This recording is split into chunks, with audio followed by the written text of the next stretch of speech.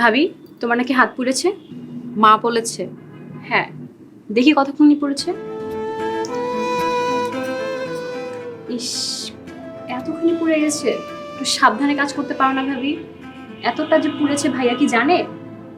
তোমার ভাইয়া যদি জানে অফিসের সব কাজ ফেলে চলে আসবে। তাই বলে জানাবে না? আমি এখনই ফোন করে বলে দিচ্ছি। রাইসা প্লিজ ফোন দিও না।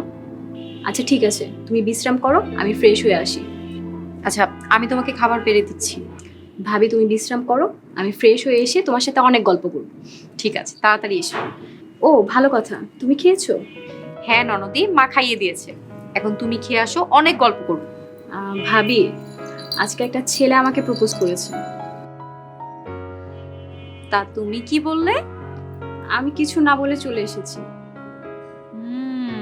কেন, ছেলেকে পছন্দ হয়নি? ও ভাবি, আচ্ছা আমি ফ্রেশ হয়ে এসে তোমার সাথে বিস্তারিত কথা বলছি।